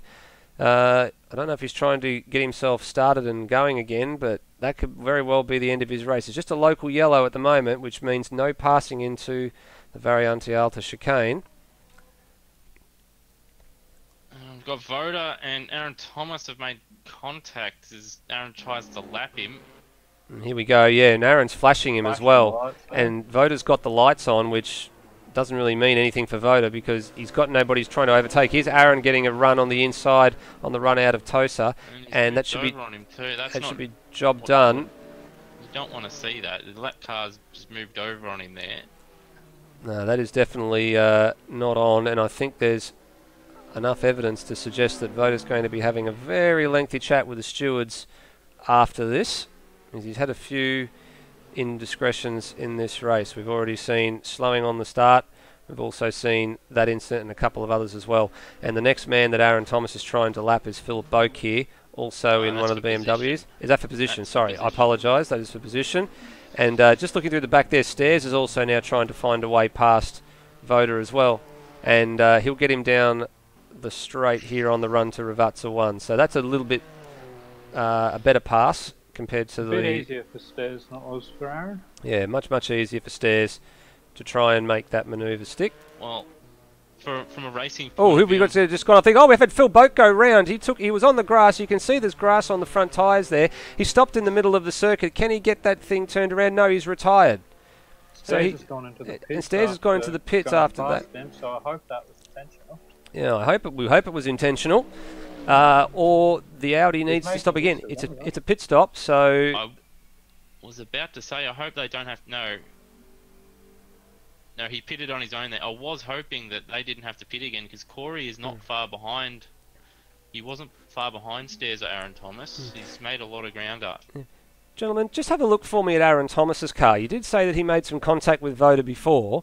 Just on the broadcast television screens here, it looks like that car might be crabbing slightly from front on. Just have a look and tell me what you think. I think that looks like it's slightly crabbing a little bit. I'll have a look at I'll ride on board with him and have a look at the steering wheel and see if I can pick anything up. The steering looks alright to me. It just looks a little bit from the broadcast position or the broadcast cameras like it was crabbing slightly, but it could be a little bit deceiving. But we'll keep an eye on that. We did say he had some contact before, so we hope it's not damage that's going to be long term. It didn't look like a major contact. It was just sort of banging of Yeah, doors. it was definitely just a bump as he went past. He's closing in on David Keane in front, so And he here's does have an issue. It can't be too bad. Looks like he's coming into the pits this lap though. And here's Jamie Snow coming down to the Villeneuve chicane, and he's passed Brian Walsh. I'll put him another lap down. Baker just trying to hang on here. We've got just over 21 minutes to go. He's improved as the race has gone on, Baker. His race pace. He has improved. He was sitting Hang fifth. on, Jamie. He was sitting fifth in the championship points after the first round, so it's a good haul of points for him, considering that the series leader unfortunately has missed the start and will not be taking part in this, or did not take part in this race. Jamie's got a 3.2 second gap at the moment, and we're expecting that he has to stop again, and a couple of guys in the front still need to stop again, so there's a fair bit of a gap between most of the runners at the moment. Doesn't seem to be any real battles going on track. Yeah, there's not many, but I reckon we want to be keeping an eye on the gap between Corey and Jamie at the moment. Right, so at the moment Corey is approximately 1 minute and 8 seconds behind the race leader from our timing screens. And we are keeping an eye on him. Actually, it is starting to come down now, so as the timing screens get themselves into order as the pack starts to shuffle. Because if he can get that within a pit stop, he'll win the race. Right, Because we've seen everyone else pit so far. Corey is on for a hot lap here as well. Yeah, we're keeping an eye on Corey's sector times at the moment. So he's done a 20, his last lap that he did set, or it was a 42.7. So if we have a look at the times that Corey has been doing, actually let's put him on screen so all of our viewers can see the man we're referring to. Here he is. Still up into sector 3. Coming up to some traffic. He and Jamie are sort of matching times at the moment, which is what Jamie needs to do if he wants to stay in front at the moment. And we've got Brenton Foley in the pits, and Johnny's running wide at the chicane. Yep. Have a look at that tail hanging out as well. Brock Harvey also in the pits. Alright, well let's just bring up on our timing screens over here Corey Ott's laps, just to see what sort of lap times he's doing for the last few laps. So, just to give you an idea, gentlemen, of how he has been tracking, since his pit stop, consistently doing 1 minute 42s, and in that lap around he did a 42.422, which is his best lap, and it's the new fastest race lap as well. So since his pit stop, let's have a look. It's at a 43.5, a 42.5, a 42.4, a 42.6, 42.4, 42.7, and a 42.4. I'd like to say that that's pretty consistent. It is. He's making time on Jamie. Jamie's most of his has been in the 42s. He's got a few laps in the 43s as well as he's been racing with people. So that's right, and there's a couple of 44s in there as well from what we're seeing on the timing screens as well. But he has been running a lot longer on those. He has been running a lot longer on those tyres. Okay, so this is the decisive moment. Jamie Snow into the pits. Baker assumes the race lead. Where is the man we were looking at? Corey Ott. Here he is, coming through Aqua Minerale, so he's still half a lap behind. This, depending on how the stop goes for Jamie Snow, I don't know. I don't want to call this. It's going to be pretty close, I reckon. Jamie's still not moving again. So Corey's got a back marker here to navigate as he comes down to Ravazza 1. Actually manages to get through quite happily. Jamie's just started to move. Alright, so, so Corey's now coming through Ravazza 2.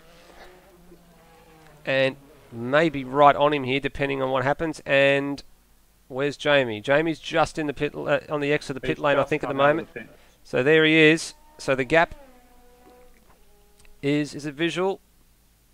It probably is. No, it's no, not. not quite visual yet. But It'll be Corey about crossing the 10 line seconds, just as I reckon. Jamie hits Yep, so- Ambrella. Yep, so Corey's got a job to do to catch Jamie. And approximately to the next car, if we have a look at our timing screens, it's about 8 seconds.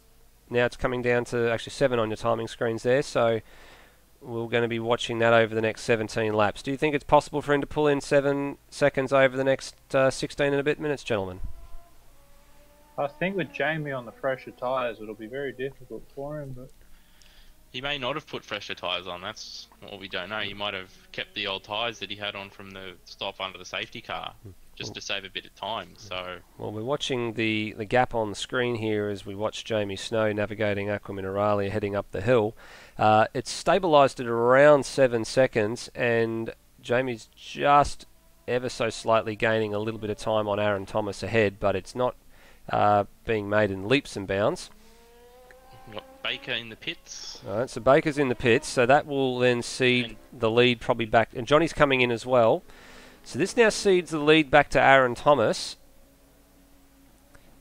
After Phil Boak's retired. I'm not sure if you guys have picked up on that. Yeah, we did. Out with suspension damage. Yeah, we did pick up on Phil Boak a couple of laps ago. He did have a spin on the exit of Ravazza 2 and was That in the would middle have of the been track. right as I was checking all the timing and Yep. I wasn't quite paying attention.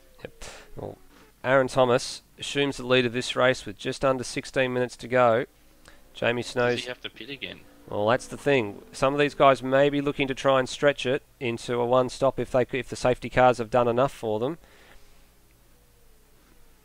Aaron, So 10 11 seconds clear. seconds between Jamie and Baker. Aaron. Baker's emerged just behind Corey. Alright, so the battle heating up here. Let's see if we can see them on the screen. There's Baker, and there's Corey. So you're right, the gap is a visual gap. It's only 1.7 seconds, but Corey has been wringing the neck of that Audi R8 LMS for most of this race, so we would think with tyres that are up to temperature and Baker on the colder tyres, that Corey would probably pull out a little bit of a gap here, and he has. You can see the gap's gone up to 2 seconds now as they come through Piratella on lap 31.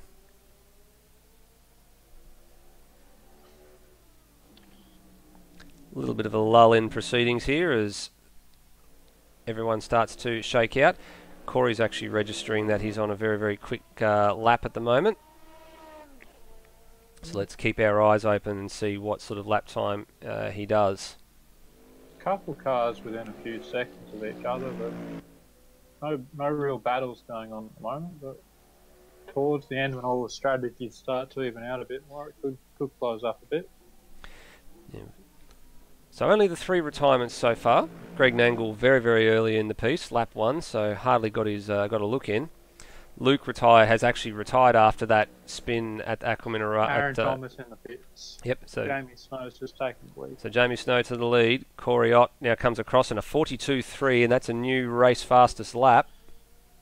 He's only a couple tenths faster than Jamie though, so if Jamie can sort of maintain his speed, he'll stay in front. He will stay in front, and time is fast running out. Baker's starting to drop back as well, so currently the podium positions, Jamie Snow, Corey Ott and Baker.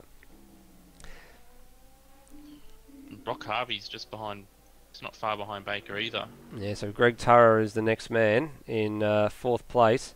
Stairs sets a new fastest lap of 42.369. So that's that's his fastest lap. Sorry, I'm mistaken. It's not quite as quick as Corey Ott's quick lap. Aaron Thomas is out of the race. So Aaron Thomas is out. So what's happened to Thomas? Brian Walsh has received a penalty for a drive-through. Now that can only be probably because of a pit lane speeding, I would imagine. And we've just seen Greg Turrer go have a spin at the Villeneuve chicane. And here comes Stairs. You just saw Stairs in the background here. So he will have seen Turrer recovering to the track. Walsh has just gone off the track as well to go with his penalty. Yep, so that's not good news for Brian Walsh. Having Looking a at horror what through happened that. to Aaron, after he took off his pit stop, he stopped halfway down the pit lane and just called it. Something's happened, So and he's something's not at the right. DNF. So something's not right. I'd be keen to get some information on that from him a bit later in the evening if he's still around. He may not have passed the tyres and realised as he started to leave the pits that... Jamie Snow just rubbing it in now. Have a look at that for a lap time, gentlemen. A 1 minute 42.0 and snatches back the race fastest lap as the fuel burns down and the fresher tyres kick in. That gap's now climbed to 7.5 seconds between Jamie and Corey. So. Yeah, he's trying to break Jamie. Jamie's trying to break Corey here. I don't think that that gap is going to be coming down anytime soon. Corey's got Baker only 3 seconds behind. So the top three strung out a little bit. And we've got the Drive Go-Karting entry of Brock Harvey on the screen at the minute. He's trying to hunt down Baker, but unfortunately 17.5 seconds behind and quite a gap to make up unless something drastic were to happen. Wayne Davies may be with Brenton Foley shortly. They're only 3-4 seconds apart at the moment. Well, here's Stairs on screen hunting down Greg Turra, and he has closed the gap just a little bit after Turra's little excursion across the grass at Villeneuve Chicane on the last lap. Stairs is definitely pushing hard at the moment. He's definitely pushing hard. I mean, we saw that he had a lap time come up before of in the low 42s, which was a personal best for him. That lap, unfortunately, was somewhat further off. It was the last lap for him was a 43.1. We know he's got it in him, and he'll be hunting down that top 5 finish on debut. So, had a little bit of an indiscretion earlier in the race. We'd be keen to get some information from him about on his take on the stop go. If not for that stop go, he may have been a little bit further up, but he gained all that time back through the safety car intervention anyway. Brock Harvey's about to lap Voda, so hopefully he's got a handle on it now. Yep. So Brock's got the light. Brock's got the lights on, and Voda's gone in. So that's a blessing in disguise for Brock. Turns the lights off. And no need to worry about navigating a moving chicane. Jamie Snow did a 42.1 with Corey Ott a 42.3 on that last lap, so they're both pushing pretty hard. If Corey can just maintain the pressure, you know, we might see Jamie crack a little. Not that we want it to happen, but all he's got to do is keep pressure on, and you just don't know what could happen. And that's the thing about pressure too. There's actual pressure and there's perceived pressure, and we saw this in the Formula 3 races last weekend, where the leading trio, or the leading quartet, were very, very close together, and unfortunately for Jamie, he ended up looping at both occasions and both races at the same turn on almost identically the same lap in each race, and that was all she wrote. Away, a potential win and podium position just went begging. Stairs only 2 seconds behind Tara now, so they could be fighting for position in the last few laps. So here we go. So Greg Turra now coming through Piratella, and here's Stairs. You're right, the gap to them is visual. So Stairs will have that carrot dangling in front of him, and he'll want to pick Greg Turra off in the remaining 9 minutes. Now, So gentlemen, it's the closest battle on track at the moment, I think. it probably is the closest battle on track from what I am seeing on the screens here. Now, gentlemen, just remind all the viewers, it is a 75-minute race, but it is a 75-minute race plus 1 lap, correct? Yes, that's correct. After doing the Bathurst round, the second race, yes, that's what it is. What'll happen? The time will tick over. You'll complete that lap, And then one and then more. you'll be shown the white flag, and then it's the finish. I'm Alrighty. glad you finished that race, because I didn't make it past about lap 5 in either. That Mercedes-Benz just ekes out distance down the straight. You can see it visually just increasing, and also on the timings monitor you can see it increasing. And Brian Walsh, just to make his night a little bit worse, another drive-through penalty. Seems to get a lot of penalties, Brian. Some people just like to push the boundaries coming into the pit lane a little bit too, don't they? So He could be exceeding track limits a lot too. yeah, it can be for You exceeding. get 3 warnings for that, and then it is a drive-through. Yeah, if you get 3 warnings for track cuts, and then the 4th time you do it, you do end up with a penalty. And we did see that in the Super Series for Corey as well. There was one turn in particular that was being picked off as a track cut. It wasn't actually a track cut, and a handful of guys did fall victim to that little part of the track on Thursday night's race. Greg's just managed to maintain his 2-second advantage through this technical section on the way up to the Variante Alta. And that's technically, it's usually a section where we expect that the Audi would be gaining time. And actually, Greg's retired. So what's happened to Greg? I'd be keen to find out what's happened there. That's a gift to Stairs. I think that would be an internet disconnection with the way with the way he was driving. Left the game. I think you were probably correct. Right now. You're probably correct. It's immediately come up on the server saying he's left the game. Yeah, so that would be an internet disconnection. With his internet as well, so that's very unfortunate for him. That's unfortunate for Greg. We've been robbed of what could potentially have been a last couple of laps battle, but there still is a chance the Stairs could catch Brock here. If he gets his laps together, he's generally 7/10 to a second faster. So Brock did say before when I was speaking to him that he was struggling with the Aston Martin around here. So well, we'll wait with interest to see what happens there. Audi versus Aston, and we actually just saw Brock in the foreground, on the background as we cut away from Stairs. And there's Brock. Brock's gone wide. Brock's gone. Yeah, he's just gone wide at Tosa, so that'll drop a second or two. We did see Brock struggle with that turn on the one of the safety car laps as well. So is this Aston, and he goes very, very wide at Piratella as well. So 6.6 seconds, less than 6 seconds. It's going down very rapidly. So these last few, and now it's back up. Yeah, so those last few turns have made it very, very difficult for Brock now to keep that gap down. But he's got 5.5 minutes to hang on here. Navigates that chicane beautifully. And if you can look at the timing screens, Corey's picked up he's maintaining his pace while it looks like Jamie's sort of backed off a little bit too, so that gap's come down to 6.6 seconds now. That gap is narrowing up. Green through all three sectors in his last lap, I think. Yep, and the gap is visual. Like you can actually see, we just saw it on the broadcast there. Corey can see the Ferrari in some parts of this circuit. Now, Jamie, as I was looking before, just navigating, I believe that's, who's at his lap? It's Brenton Foley. So he's passing Foley, puts Foley a lap down. Very well done by Foley there, after what we've seen throughout the race. So that means the top 8 are the only cars that have not been lapped. Oh, a little lock up there from Jamie as well. It was good to see that Brenton didn't hold Jamie up too much. He knew that Jamie was faster and led him through at a point on the track where it was appropriate to do so.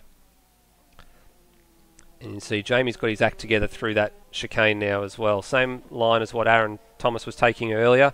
Not too much curb, not riding them too high. There are a few aggressive, they used to call them the sleepy policemen, but they're just a few aggressive sausage curbs here that can cause you to lose a few tenths.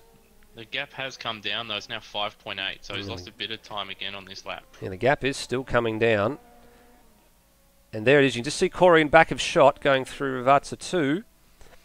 And we've got 3 minutes 50 to go as Jamie comes up to the line, sets his lap. His lap time that last time around was a 43.4. And Corey with a 42.3 that last lap around. And not that far off his best either, so Corey is plying the torch, even though it's a little bit late in proceedings. This implied pressure could come back, but he's fast running out of time. He's going to need Jamie to make probably a mistake up front to have any hope of getting close. Jamie's coming up to a bit of traffic, so that might interrupt him a little bit too. Yeah, so there's the problem with being the leader when you come to traffic as well, because the leader tends to wake them up a bit, so they get out of the way faster for the people coming through after. And sometimes you end up sitting behind them for a little bit longer than you want, and your gap starts to vanish very, very quickly. And you see on the screen here, it's just 5.0 seconds now. The timing goes back and forth as they navigate all the microsectors.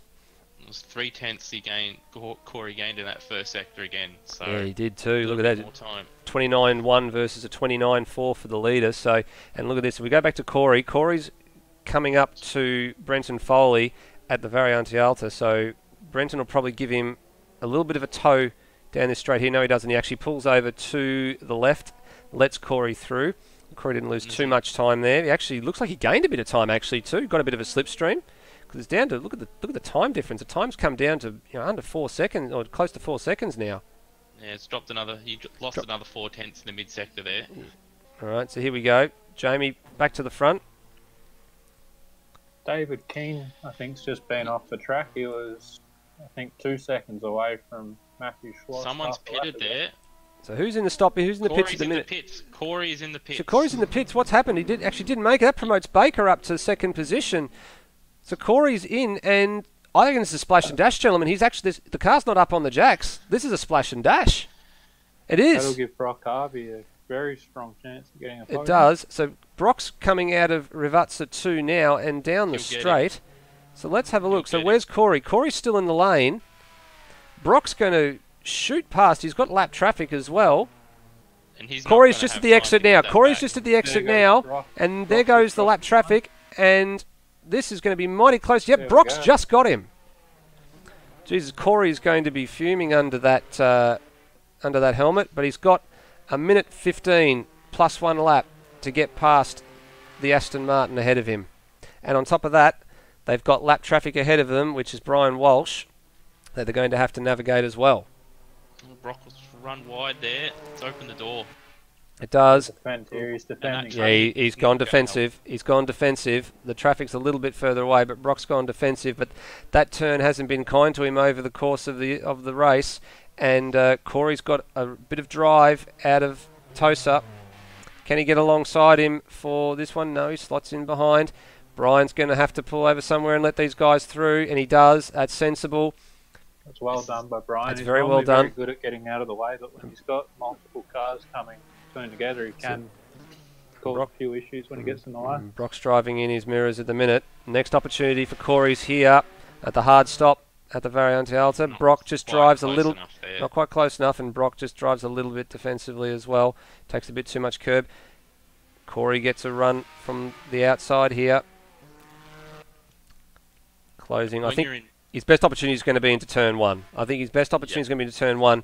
And we've just ticked over to the end of time. Jamie's. So the next lap is the final lap. Yep, so Jamie's already on this lap, so there'll be one more after this. Oh, look at Corey. Corey rooster tailing through the grass. How on earth did he make that move go? I have no idea, but they're side by side down the main straight.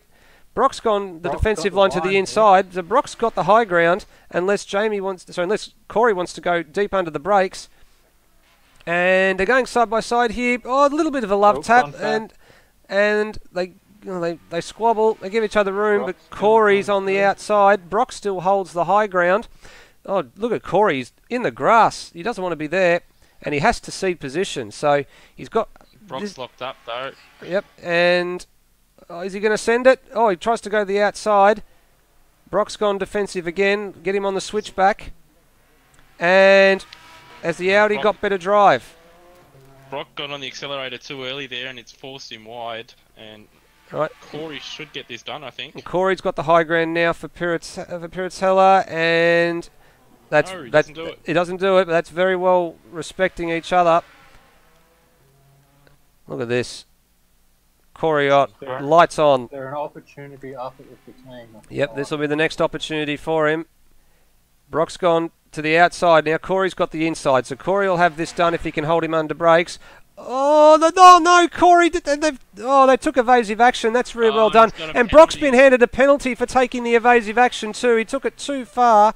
Corey would have cut the first part of the chicane, Brock the second, and that probably was... I would say has to be would have been Brock's last warning, and he's now been pinged for it. So Corey onto the podium position. That'll promote Stairs up into fourth place. It'll promote Stairs to fourth. But we are on the last lap. Jamie's run wide. Jamie's run very wide at the exit of Villeneuve. Baker's seen it. He's got a problem, I think, because of the last couple of laps, that gap has come down massively. That gap is completely dropped. Can Corey gather it up and get himself together? This is the last lap. That gap is visual now. Yeah, Jamie's last 3 laps are 44.0, 45.7, and a 49.1. So Yeah. maybe he thought that last lap was the final lap. I don't know, but He may be running low on petrol. Maybe he'll be running low on fuel. That's a possibility. But the gap is staying at 2 seconds. He knows he's got to go for it now. It's all or nothing. We've got a slow car ahead of him on the run down to the Variante Alta. And that happens to be that. Oh, and that car takes evasive action. Oh, Baker takes a little too much curb. That's not going to help his cause. Jamie Snow's only got a couple of corners to go. Under the bridge. unless he starts coughing now, he should get it from here. He should have it from here. Ravazza Doesn't 2 appear to be any steering damage for the Ferrari, so on the exit. Jamie Snow to the line for the race win, and he's broken his hoodoo. Baker finishes second, a well-deserved second for Baker. Corey Ott's going to be third. We'll be interested to have it. we've got Jamie stopping to do a burnout for us here. All right, so he has. He's slowing down at the moment. Stairs must have had a problem because he should have been in front of Brock. Yeah, so Stairs had to pit again. Gone by the replay. Stairs had to pit again for something. Yeah, so Stairs is is 12 seconds back of Brock Harvey as we watch Brock on screen at the minute. The top three have crossed the line, but Brock has. Did Brock serve his drive-through penalty, gentlemen, or is he going to take this? He did serve it.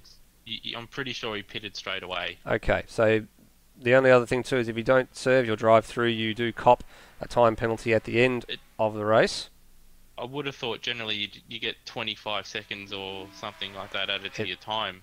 Yep, it would be. We've had a car stop on the grid there. Who's actually that stopped on the grid that I just went past? One of the Mercedes cars.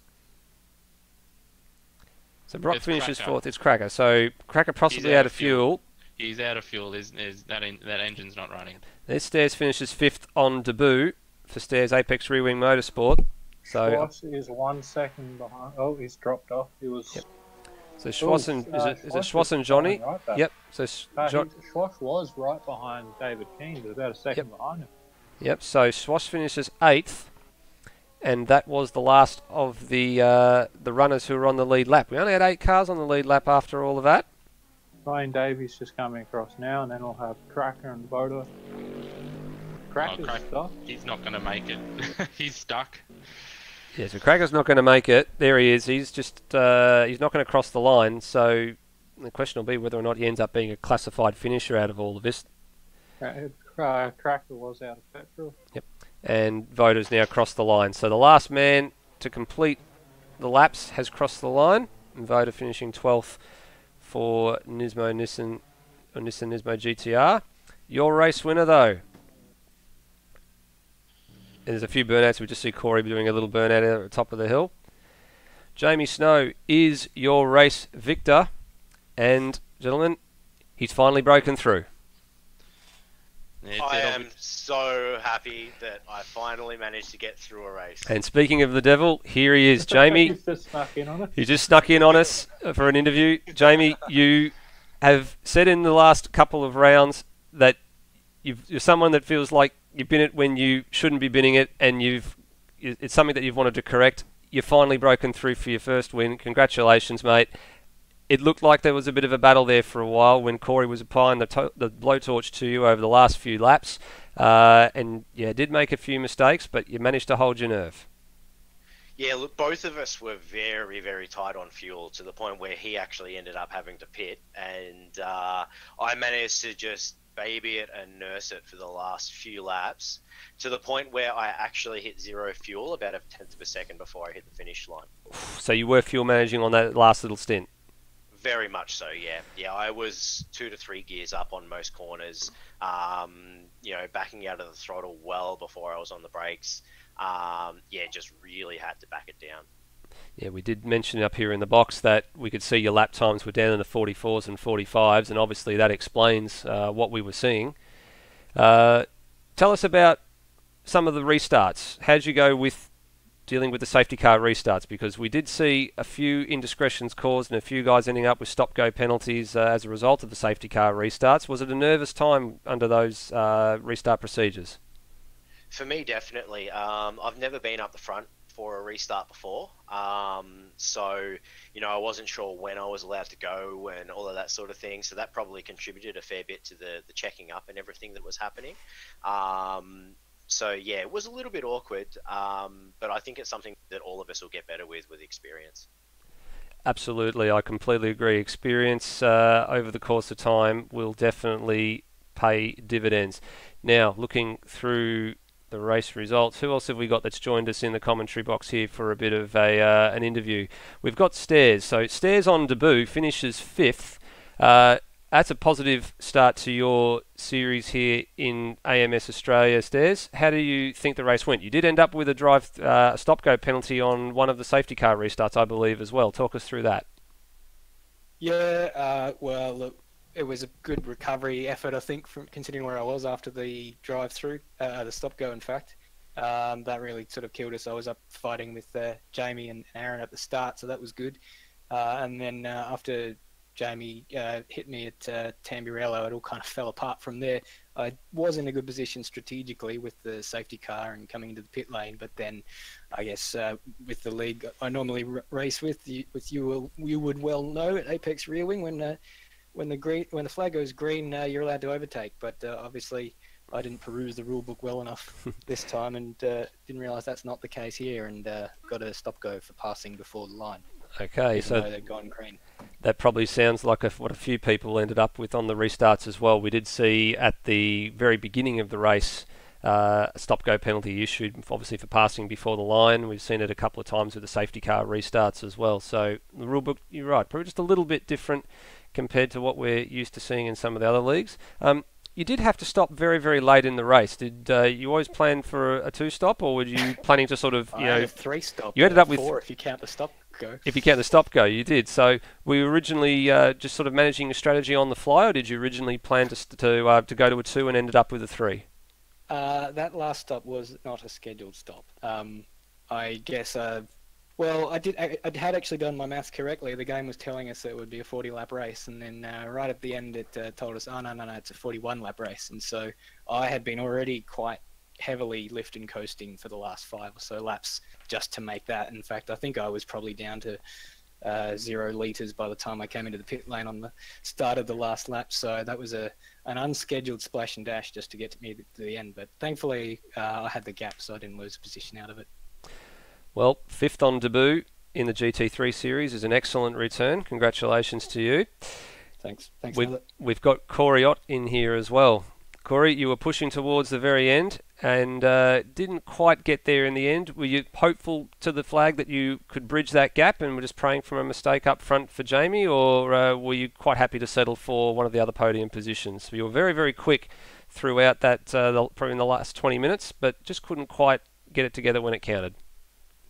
Yeah, exactly. Just I gambled at the last safety car. I was gambling for hopefully to pit after the halfway mark, and that what I thought theoretically would get me to the end of the race. So I had a 1:05 advantage. I thought, I had to keep 1:05 between me and the leader to get the lead back, and I sort of undercalculated in that, and then I kept pushing for the try and get the lead back, and then I looked at the fuel and I was like, oh, I'm not going to make it. So yeah, it was a bit disappointing not to go for a win, but yeah, 3rd place after starting dead last and a stop go at the start wasn't really too bad. Yeah. What was your stop go for at the very beginning? Because as we were saying before, it looks like most of the guys were passing before the safety car. You were right at the back of the field, and we did hear from some of the guys in the box with me that there was a slow car that obviously mustn't have gone when the green flag dropped, and it must have handed out a couple of stop goes.